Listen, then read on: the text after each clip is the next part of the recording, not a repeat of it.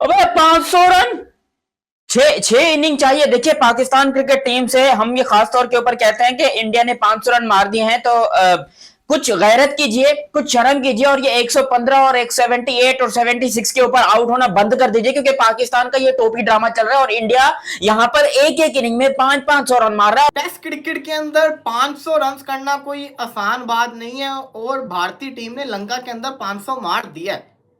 और फिर अब उस पे भी आप यहाँ पे कोच की तारीफ करें या कप्तान की तारीफ करें, जिसकी भी तारीफ करें, 9 विकेट्स के बाद डिक्लेयर करना, आप ये सोचें कि 3 ओवर की गेम हुई है।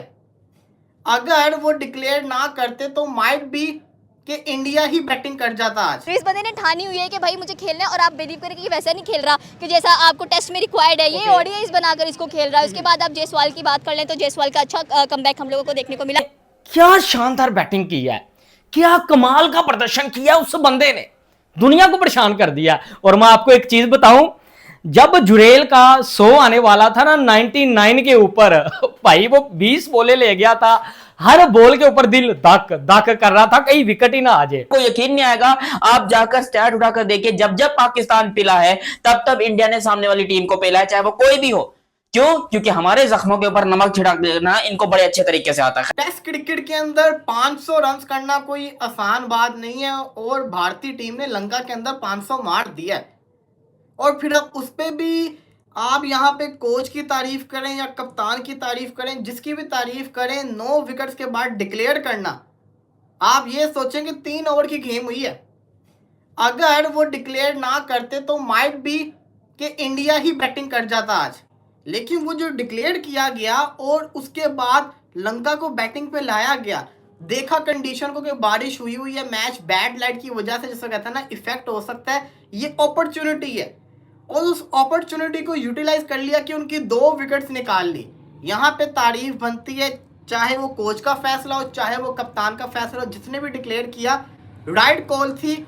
उससे पहले बेशक कर लेते, लेकिन बड़ा शानदार किस्म के तरीके से डिक्लेयर किया। 500 रन का प्रेशर भी बोर्ड के ऊपर आ गया, ऊपर से लाइट कम थी, बॉलिंग के ऊपर खुद आ गए और 2 विकेट्स भी लेके चले गए। फिर जायसवाल का एग्रेशन भी देखने को मिल गया, तो ये एक अच्छा फैसला था। यहाँ पे तो तारीफ बन गई। लेकिन दोबारा मुद्दे के ऊपर मैं आना चाहूंगा, हिंदुस्तान तेरा सर फखर से बुलंद कर दिया भाई। दुरेव जुरेल ने अपने हाथ के ऊपर जो टैटू लगाया था, जो आज शो करवा दिया पूरी दुनिया को, जय जवान जय किसान, भाई इसका क्या मतलब है वो आपको आगे वीडियो में मैं बताऊंगा। दुरेव जुरेल कौन है? He is the brand. Dhruv Jurel he is the beauty.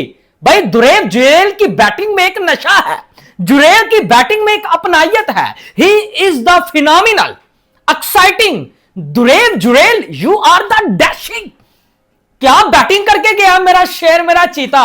अबे 500 रन, छह इनिंग चाहिए। देखिए पाकिस्तान क्रिकेट टीम से हम ये खास तौर के ऊपर कहते हैं कि इंडिया ने 500 रन मार दिए हैं, तो कुछ गैरत कीजिए, कुछ शर्म कीजिए और ये 115 और 178 और 76 के ऊपर आउट होना बंद कर दीजिए, क्योंकि पाकिस्तान का ये टोपी ड्रामा चल रहा है और इंडिया यहां पर एक एक इनिंग में 500 रन मार रहा है, और वो भी उनकी सारी विकेट नहीं गिरी। ना भाई, लोग डिक्लेयर किया इंडिया ने डिक्लेयर किया है। India versus Sri Lanka second test चालू हो चुका है, आज मैच का दूसरा दिन था और इस दिन के अंदर जिस तरीके से ताबड़तोड़ धमाकेदार हमें बैटिंग देखने को मिली है, इंडिया की तरफ से 2 सेंचुरीज थी, भैंस की टांग 50s 2 थी, और मतलब पूरा कह लो इन्होंने आज जो है ना, कहते हैं संडे को संडे बनाना, तो आज यहाँ पर इन्होंने पता नहीं क्यों अजीबो गरीब तरीके से मंडे को संडे बना दिया। हालांकि इंडिया वाले हमेशा संडे को संडे बनाते हैं। शिपन की अगर बात की जाए तो टीम इंडिया को शायद थोड़ा सा अच्छा फिजियोथेरेपिस्ट की जरूरत है, बट उसके बॉल लगी। हाँ, लेकिन बैक टू द पॉइंट की अगर बात की जाए तो team India definitely I think so कि बहुत हाई पोजीशन पर नजर आ रही है, जिस तरह से वो परफॉर्म कर रही है। आप यहाँ पर पार्टिकल को देखें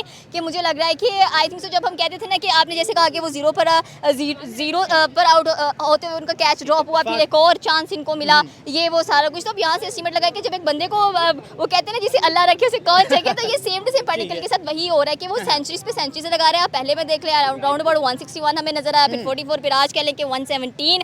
तो इस बंदे ने ठानी हुई है कि भाई मुझे खेलना है और आप बिलीव करें कि वैसा नहीं खेल रहा कि जैसा आपको टेस्ट में रिक्वायर्ड है। ये ओडीआईज बनाकर इसको खेल रहा है। उसके बाद आप जायसवाल की बात कर लें तो जायसवाल का अच्छा कमबैक हम लोगों को देखने को मिला। पार्टिकल ने सेंचुरी मारा और आज ध्रुव जोरेल विकेट कीपर बल्लेबाज ऋषभ पंत भी खेल रहा होता है, ये भी खेल रहा होता है, लेकिन जहाँ पे तारीफ बनती है वो ये है कि जुड़ैल जो है, ये मैं काफ़ी अरसे से देखता हुआ आ रहा हूँ कि ये काफ़ी अरसे से थोड़े बहुते रन्स करता हुआ आ रहा है भारतीय टीम के लिए, और मैं ये समझता हूँ इसको हमेशा वो रिस्पेक्ट नहीं मिली जो ये डिज़र्व करता है।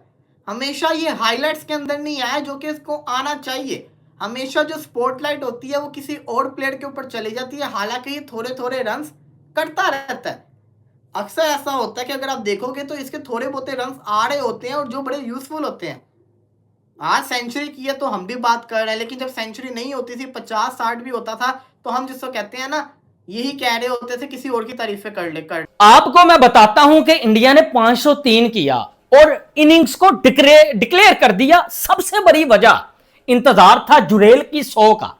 जुड़ैल ने क्या शानदार बैटिंग की है, क्या कमाल का प्रदर्शन किया उस बंदे ने, दुनिया को परेशान कर दिया। और मैं आपको एक चीज बताऊं, जब जुड़ैल का 100 आने वाला था ना 99 के ऊपर, भाई वो 20 बॉलें ले गया था, हर बॉल के ऊपर दिल धक धक कर रहा था, कहीं विकेट ही ना आ जाए, कहीं विकेट ही ना आ जाए। शुभमन गिल बार बार हंस रहा था, और खुदा का शुक्र है कि भाई गौतम गंभीर को भी मैंने आज अपनी आंखों से, गुनाहगार आंखों से मुस्कुराते हुए देखा है। वो भी खुश हो रहा था कि भाईजान सिग्गल आज 100 हो जाए। और फाइनली क्या शानदार जो है वो 100 किया, 115 करके ना टूट गया जुड़ैल।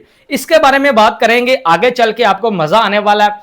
और इसके साथ ऋषभ पंत, जिसके बारे में खुद रोहित शर्मा कह दे कि ये एक्स फैक्टर है। इंग्लैंड की टीम को बताया था जब इंग्लैंड ने भाईजान इंडिया में आके इंडिया को कहा कि भाई हम तो बेसबॉल खेलते हैं, हम तो तुम्हारा घंटा बजा देंगे। लेकिन खैर एक चीज और मैंने नोट किया कि इंडिया की अच्छी परफॉर्मेंस का ताल्लुक पाकिस्तान की बहुत बुरी परफॉर्मेंस है।